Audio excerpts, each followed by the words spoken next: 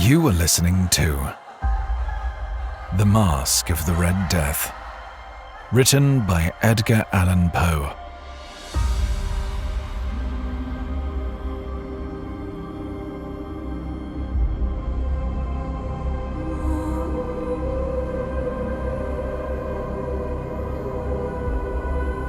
The Red Death had long devastated the country. No pestilence had ever been so fatal or so hideous. Blood was its avatar and its seal, the redness and the horror of blood. There were sharp pains and sudden dizziness, and then profuse bleeding at the pores with dissolution. The scarlet stains upon the body, and especially upon the face of the victim, were the pest ban which shut him out from the aid and from the sympathy of his fellow men. And the whole seizure, progress, and termination of the disease were the incidents of half an hour. But the Prince Prospero was happy, and dauntless, and sagacious. When his dominion were half depopulated, he summoned to his presence 1,000 hale and light-hearted friends from among the knights and dames of his court, and with these retired to the deep seclusion of one of his castellated abbeys. This was an extensive and magnificent structure, the creation of one of the prince's own eccentric yet august taste. A strong and lofty wall girdled it in. This wall had gates of iron. The courtiers, having entered, brought furnaces and massy hammers and welded the bolts. They resolved to leave means neither of ingress nor egress to the sudden impulses of despair or of frenzy from within. The abbey was amply provisioned. With such precautions, the courtiers might bid defiance to contagion. The external world could take care of itself. In the meantime, it was folly to grieve or to think. The prince had provided all the appliances of pleasure. There were buffoons, there was improvisatori, there were ballet dancers, there were musicians, there was beauty, there was wine. All these and security were within. Without was the Red Death. It was towards the close of the 5th or 6th month of his seclusion, and while the pestilence raged most furiously abroad, that the Prince Prospero entertained his 1,000 friends at a masked ball of the most unusual magnificence. It was a voluptuous scene, that masquerade. But first, let me tell you of the rooms in which it was held. These were 7. An imperial suite. In many places, however, such suites form a long and straight vista, while the folding doors slide back nearly to the walls on either hand, so the view of the whole extent is scarcely impeded. Here, the case was very different, as might have been expected from the Duke's love of the bizarre.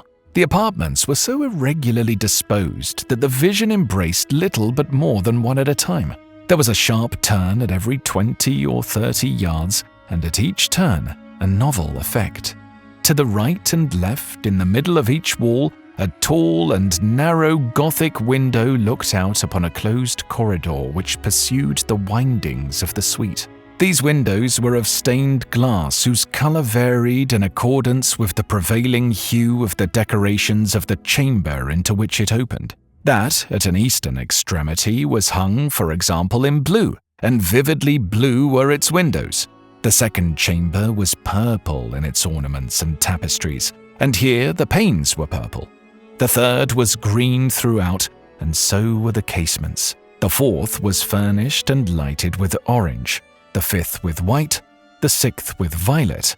The 7th apartment was closely shrouded in black velvet tapestries that hung all over the ceiling and down the walls, falling in heavy folds upon the carpet of the same material and hue. But in this chamber only, the colour of the windows failed to correspond with the decorations. The panes here were scarlet, a deep blood colour.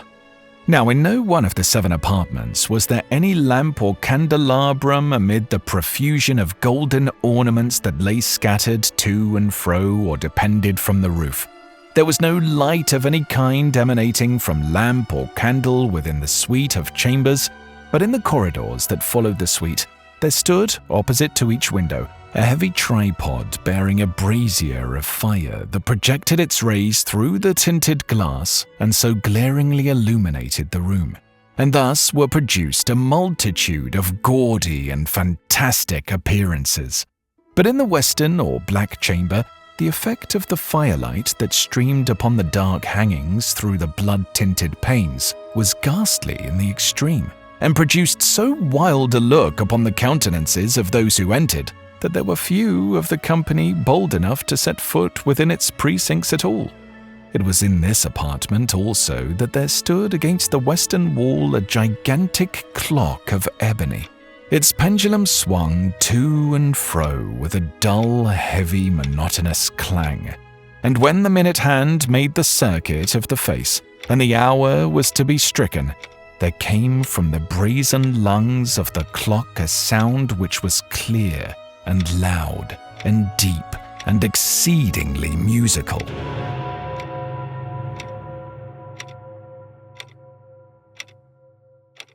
But of so peculiar a note and emphasis that, at each lapse of an hour, the musicians of the orchestra were constrained to pause momentarily in their performance to hearken to the sound.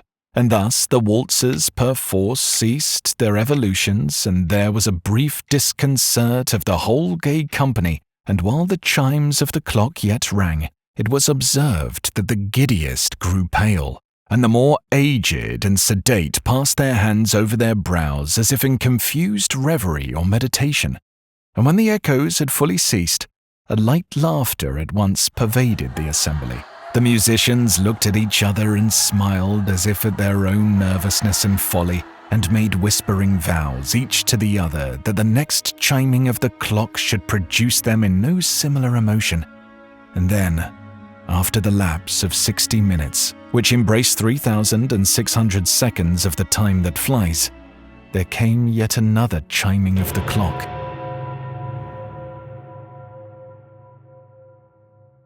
And then were the same disconcert and tremulousness and meditation as before. But in spite of these things, it was a gay and magnificent revel. The tastes of the Duke were peculiar. He had a fine eye for colours and effects. He disregarded a decora of mere fashion. His plans were bold and fiery, and his conceptions glowed with barbaric lustre. There are some who would have thought him mad. His followers felt that he was not. It was necessary to hear and see and touch him to be sure that he was not. He had directed in great part the movable embellishments of the 7 chambers upon occasion of this great fete, and it was his own guiding taste which had given character to the masqueraders. Be sure they were grotesque. There were much glare and glitter and piquancy and phantasm, much of what has been seen in Hernani. There were arabesque figures with unsuited limbs and appointments. There were delirious fancies such as the madman fashions. There were much of the beautiful, much of the wanton, much of the bizarre, something of the terrible, and not a little of that which might have excited disgust. To and fro in the 7 chambers there stalked in fact a multitude of dreams, and these, the dreams, writhed in and about, taking hue from the rooms, and causing the wild music of the orchestra to seem as the echo of their steps. And anon, there strikes the ebony clock which stands in the hall of the velvet, and then, for a moment, all is still, and all is silent. Save for the clock. The dreams are stiff frozen as they stand. But the echoes of the chime die away. They have endured but an instant, and a light half-subdued laughter floats after them as they depart. And now again the music swells and the dreams live, and writhe to and fro more merrily than ever, taking hue from the many-tinted windows through which stream the rays from the tripods. But to the chamber which lies most westwardly to the 7, there are now none of the maskers who venture, for the night is waning away, and there flows a ruddier light through the blood-coloured panes, and the blackness of the sable drapery appalls, and to him whose foot falls upon the sable carpet, there comes from the near clock of ebony a muffled peal more solemnly emphatic than any which reaches their ears who indulged in the more remote gaieties of the other apartments. But these other apartments were densely crowded, and in them beat feverishly the heart of life, and the revel went whirlingly on until at length there commenced the sounding of midnight upon the clock.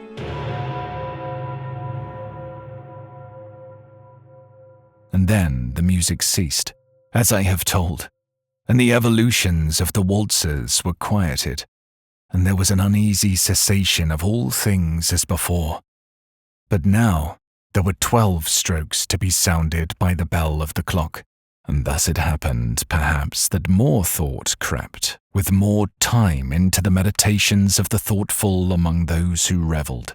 And thus too it happened, perhaps, that before the last echoes of the last chime had utterly sunk into silence, there were many individuals in the crowd who had found leisure to become aware of the presence of a masked figure which had arrested the attention of no single individual before.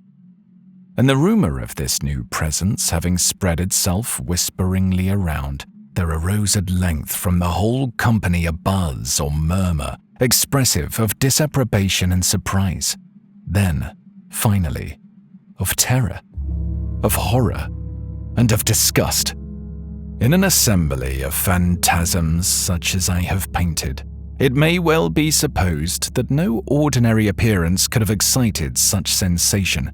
In truth, the masquerade licensed of the night was nearly unlimited, but the figure in question had out-Heroded Herod, and gone beyond the bounds of even the prince's indefinite decorum. There are chords in the hearts of the most reckless which cannot be touched without emotion, even with the utterly lost to whom life and death are equally jests. There are matters of which no jest can be made. The whole company, indeed, seemed now deeply to feel that in the costume and bearing of the stranger, neither wit nor propriety existed. The figure was tall and gaunt, and shrouded from head to foot in the habiliments of the grave. The mask which concealed the visage was made so nearly to resemble the countenance of a stiffened corpse that the closest scrutiny must have had difficulty in detecting the cheat. And yet all this might have been endured, if not approved, by the mad revellers around. But the murmur had gone so far as to assume the type of the Red Death. His vesture was dabbled in blood, and his broad brow with all the features of the face was besprinkled with the scarlet horror. When the eyes of the Prince Prospero fell upon this spectral image, which, with a slow and solemn movement, as if more fully to sustain its role, stalked to and fro among the waltzers, he was seen to be convulsed, in the first moment with a strong shudder either of terror or distaste, but in the next, his brow reddened with rage. "Who dares?" he demanded hoarsely of the courtiers who stood near him. "Who dares insult us with this blasphemous mockery? Seize him and unmask him, that we may know whom we have to hang at sunrise from the battlements." It was in the eastern or blue chamber in which stood the Prince Prospero as he uttered these words. They rang throughout the 7 rooms loudly and clearly, for the prince was a bold and robust man, and the music had become hushed at the waving of his hand. It was in the blue room where stood the prince with a group of pale courtiers by his side. At first, as he spoke, there was a slight rushing movement of this group in the direction of the intruder, who, at the moment, was also near at hand and now, with deliberate and stately step, made closer approach to the speaker. But from a certain nameless awe with which the mad assumptions of the murmur had inspired the whole party, there were found none who put forth hand to seize him, so that, unimpeded, he passed within a yard of the prince's person.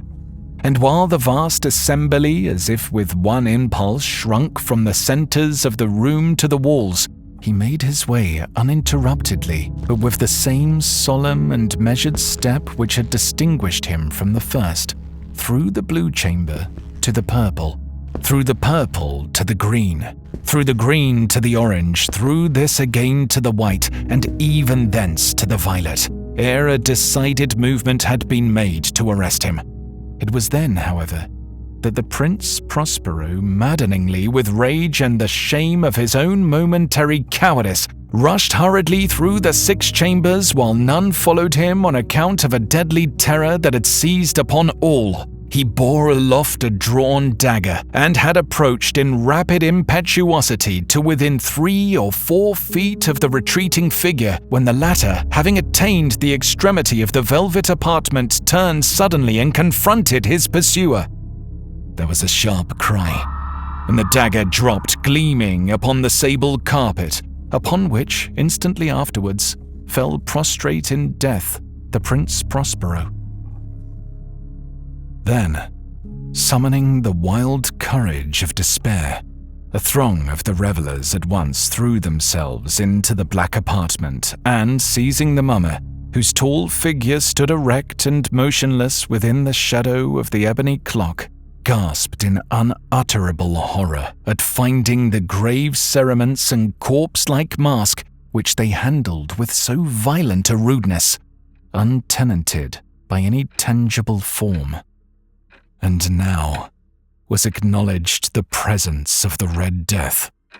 He had come like a thief in the night, and one by one dropped the revellers in the blood-bedewed halls of their revel, and died each in the despairing posture of his fall, and the life of their ebony clock went out with that of the last of the gay, and the flames of the tripods expired, and darkness and decay and the Red Death held illimitable dominion over all.